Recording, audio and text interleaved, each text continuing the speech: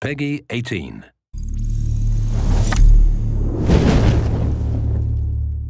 Hello everyone, this is Ryan Bernard, Game Director on Tom Clancy's The Division. And today we're very excited to give you this exclusive walkthrough where we're going to follow a team of 3 players as they move through the Dark Zone. So here we have our group of 3 agents, Ryan, Megan, and Bronson, and we're going to be following them as they enter this very dangerous area in search of some awesome loot. Ryan is set up as the healer for the group, so he's got support skills loaded with Pulse and Healing Grenade. Megan is DPS, so she's got the Seeker Mine and Sticky Bomb loaded up. And Bronson's going to be taking the brunt of the punishment, so he's got Pulse as well and the turret, so he can keep the attention of the enemies during firefights. After the virus broke out, the Dark Zone was originally set up as a quarantine zone in the middle of Manhattan to contain the sick. But things rapidly went out of control, and there was a massive blackout and the military had to evacuate. They had to leave their most powerful gear and weapons inside the Dark Zone.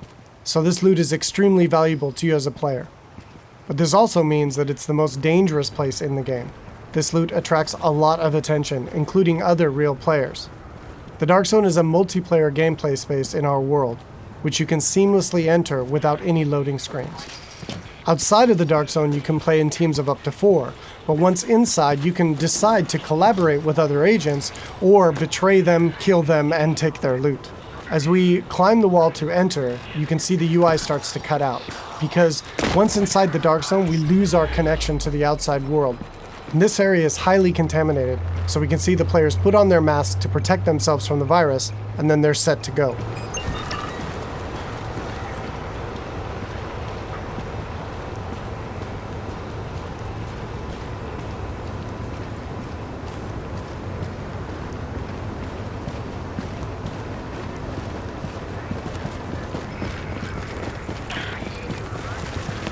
Okay, now we see our group is coming up on some enemies up ahead. As we get closer, we can see that these are actually part of the Rikers Faction. And this is a group of convicts which, after the virus broke out, escaped the prison and have flooded into Manhattan to take advantage of the chaos. Here we can see Megan does a pulse, which gives the group information about what enemy types and levels that they'll be facing. And then we can engage. As you can see here, Bronson's going to go up right on top of him and take point, so he can take the attention of the enemies and draw aggro, and we can support him from behind with healing grenades, as you saw there, and covering fire. Using covers in the divisions is really important. You're going to be seeing the agents here as they move around flanking the different enemies, moving cover to cover, using height elevation to their advantage, and really trying to make sure that you're not exposed at any time, because when you're out of cover, you take a lot of damage from enemies. And it looks like we've only got a couple Rikers left here, and Bronson is really taking his role to heart and pushing right up into their face. And they've cleared him out. And here you can see Bronson's actually been a little bit too hardcore on this, and he's in what we call the down state. So since they're playing in a group, Ryan can head over and actually revive him so he doesn't die and need to respawn and run back to his group, and he can get right back into the action. And here we can see that Ryan's actually found a loot crate. And he's gotten extremely lucky and has gotten a legendary drop. But as we can see, it's actually contaminated. All gear and weapons in the Dark Zone are contaminated, and they need to be extracted before they can be actually equipped by the players or agents in the game. So in order to do that, our group is going to move to a nearby extraction point in Bryant Park. Once the group is inside an extraction area, they'll need to shoot up a flare which calls in a helicopter. Then they need to hold tight for 90 seconds and extract their goods. Alright, now we see our group has come across a different group of enemies, and these are the Cleaners. Cleaners used to work for the city of New York, but they got trapped on Manhattan when the quarantine was declared, and they've lost it. They want to, in their own minds, clean the city from the virus by burning anything and everything in their path, dead or alive. And this group of Cleaners is actually a tougher group of what we call elites in the game. They have much higher health pools and much higher damage output. So our group here is going to really have to work together using their weapons and skills to take them out.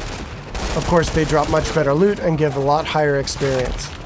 We got Ryan seems to have moved up to a kind of a bad cover position here. He's taking damage from the right, and he's got a grenade coming in and he needs to move, and he's too slow.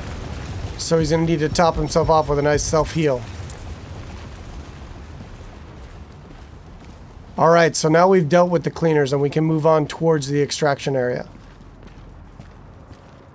But it looks like our group is not alone, and another group of players is in the same extraction area. In the Dark Zone, it's very important to find out player intention relatively quickly, whether or not they're a friend or foe. But it looks like these two are not interested in engaging, so our group's going to continue on and try to get that legendary weapon out. Extraction detected. Proceed with caution.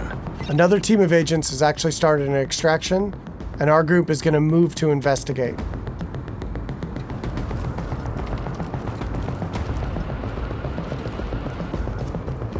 And as they come around, we do indeed see that an extraction is taking place, and they got about a minute left on their timer before the helicopter shows up. We don't see the extracting team.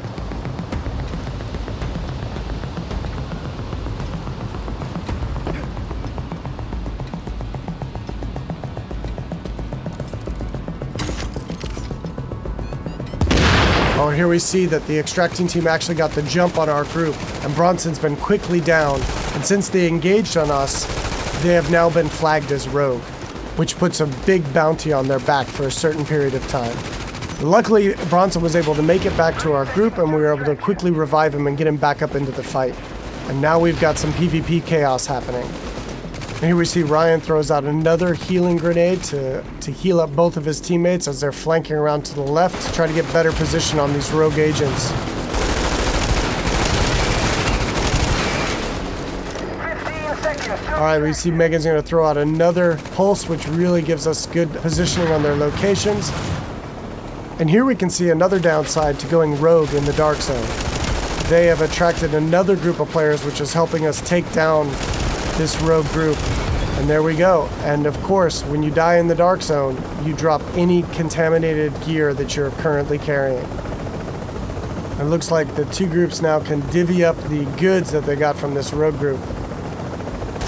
It looks like they've decided to just take out the new players and take all of the loot for themselves.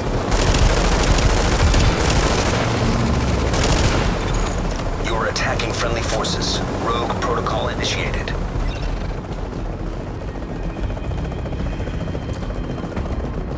So now in order to secure this loot, to make sure it's theirs, they need to complete an extraction. So now our team has 90 seconds to control this area and to stay alive to get their loot out when the helicopter arrives. And you can see them fanning out into good cover positions here in case any other players come into the area or those groups that we engaged come back.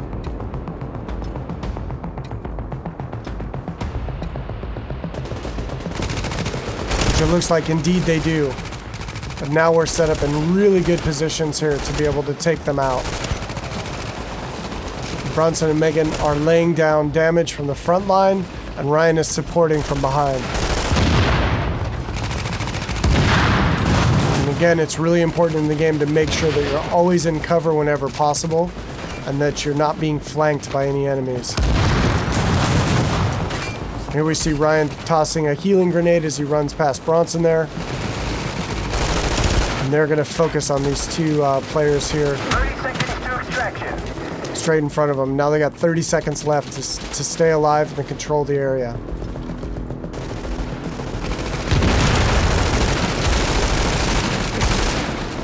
And that was some nice coordination there. It looks like a double kill coming off. All right, and they dealt with the other group yet again, and now the helicopters arrived, so they were able to survive and be able to get their loot out, and they'll head back to their base of operations.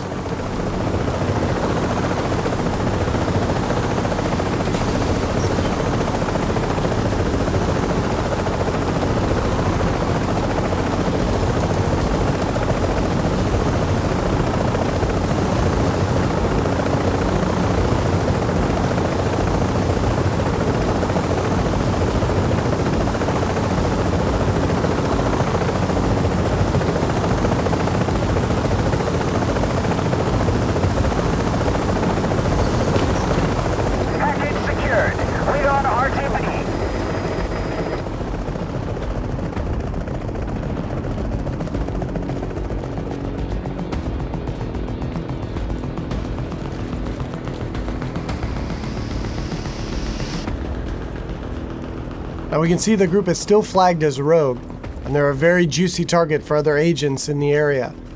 So they really should leave this area quickly and decide where to head out to next.